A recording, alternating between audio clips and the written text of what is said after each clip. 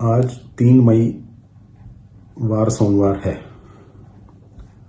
इस महामारी का प्रचंड रूप हमें देखते हुए लगभग ये चौथा हफ्ता है और अभी तक पूरे भारतवर्ष में, हमारे पूरे देश में स्थिति कमोवेश वैसी ही बनी हुई है।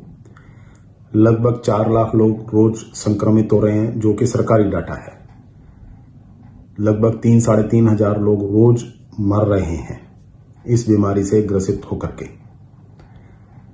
और पक्ष और विपक्ष, राजनीतिक दल, पक्ष जिनकी सरकारें हैं, विपक्ष जो विपक्ष में बैठे हुए हैं।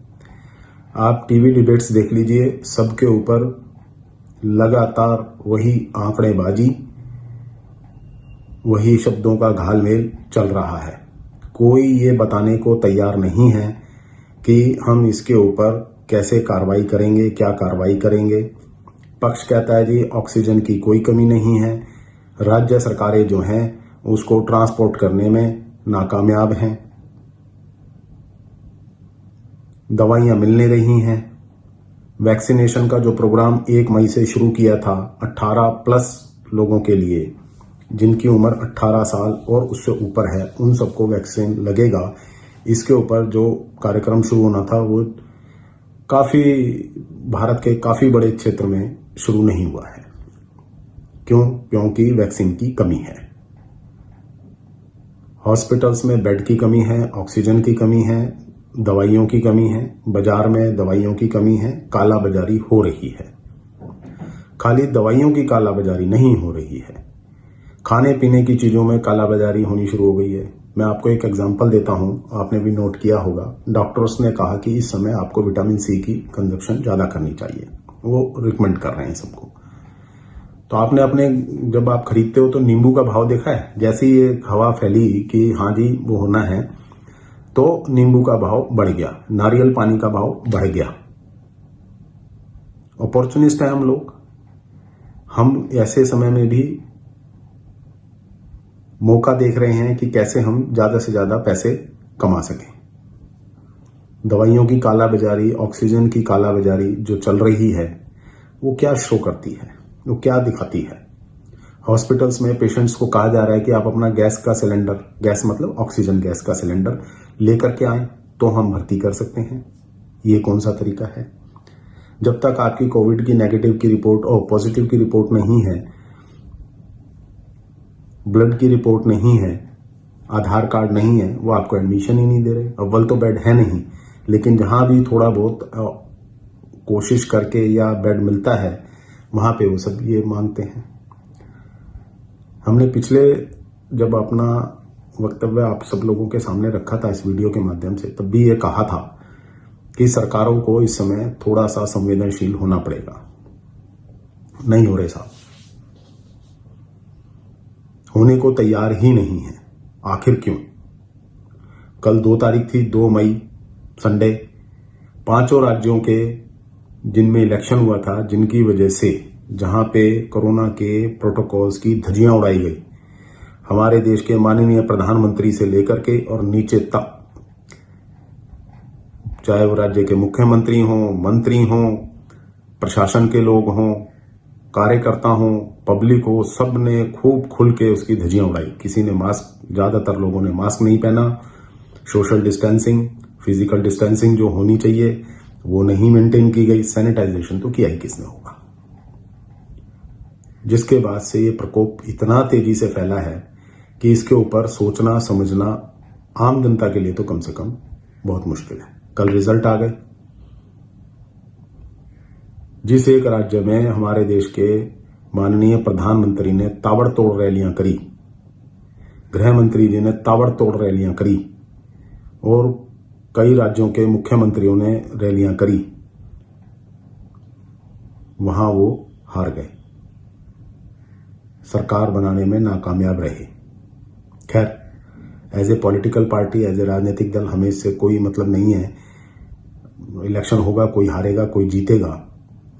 लेकिन यहां जो हम कहना चाहते हैं वो ये कहना चाहते हैं कि आज हमारे को ये सुनने में आ रहा है, टीवी पे आप डिबेट्स देखिए, किसी से बात कीजिए, हमारा सिस्टम फेल हो गया।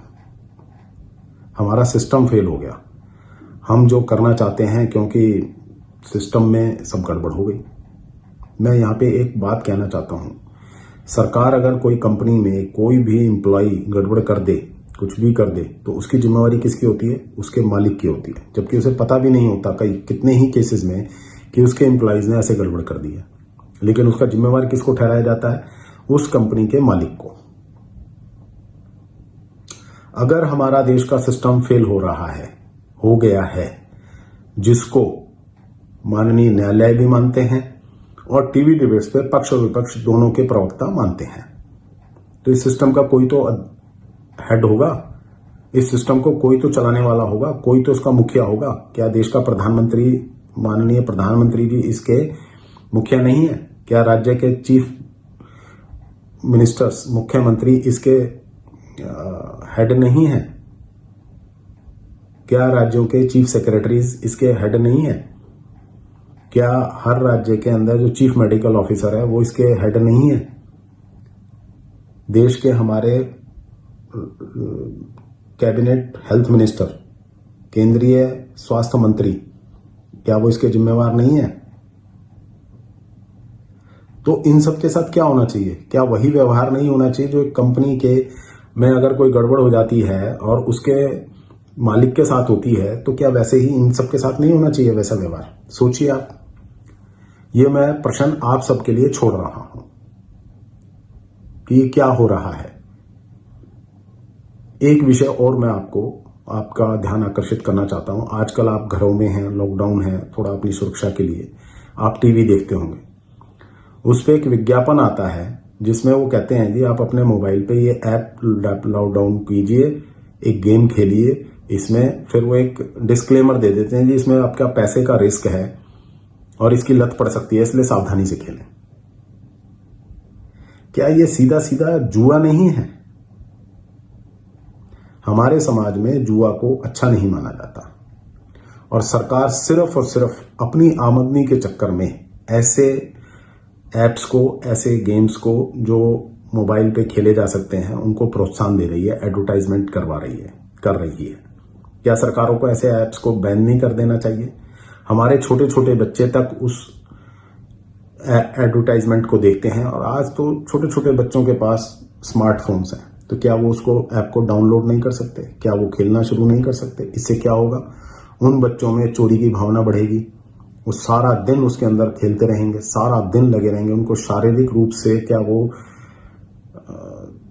मानसिक रूप से उनकी पढ़ाई लिखाई, क्या ये सब डिस्टर्ब नहीं होगा? आप सोचिए, आपके भी छोटे छोटे बच्चे होंगे, आप भी युवा होंगे, तो आप सोचिए कि आप किस तरफ जा रहे हैं। सरकारों को देखना पड़ेगा कि ये क्या हो रहा है। हम अपने परिवारों को, हम अपने समाज को, हम अपनी संस्कृति को कहां लेकर के जा रहे हैं, इसके ऊपर आपको सोचना होगा। आपको समझना होगा। अपने बच्चों को बचाइए, अपने देश के, अपनी संस्कृति के, अपने समाज के, अपने भविष्य को बचाइए। आखिर हम चाहते क्या हैं, हम करना क्या चाहते हैं और हम कर क्या रहे हैं और क्यों कर रहे हैं?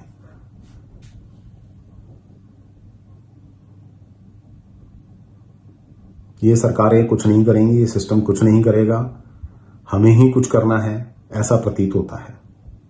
क्योंकि वहां तो आंकड़ेबाजी दिखा दी जाती है। तो आज भी कह रहे हैं कि हमारे देश में ऑक्सीजन की कमी नहीं है। अरे भाई, ऑक्सीजन की कमी नहीं है तो ऑक्सीजन की वजह से मर क्यों रहे हैं? क्या ये सरासर हत्याएं नहीं हो रही? अगर एक बेड की कमी की वजह से, एक ऑक्सीजन की कमी की वजह से, दवाइयों की कमी की वजह से जो मेरा संवैधानिक मूलभूत अधिकार है वो नहीं मिल रहा है, जिसको मुहैया कराना, जिसको प्रोवाइड कराना हमारी सरकारों का ड्यूटी है, उनका उत्तरदायित्व है कि वो हमें दें, ये नहीं दे रहे हैं तो उनके साथ कैसा व्यवहार होना चाहिए, इसके ऊपर आप गंभीरता से सोचें। एक निवेदन और करना चाहता हूं कि सब भाइयों से अपने, बहनों से अपने, कि आप सब लोग एक एक नीम का पेड़ अपने आसपास जहां भी हो सके जरूर लगाएं। इससे हमारे को वातावरण को साफ करने में मदद मिलेगी, वायु में ऑक्सीजन का लेवल बढ़ेगा। जो मैंने आज आपसे विनती की है उस पर ध्यान से सोचिए, समझिए और इस पे उचित कार्रवाई अब आपको करनी है। ये मेरे को आपसे निवेदन करना है। धन्यवाद।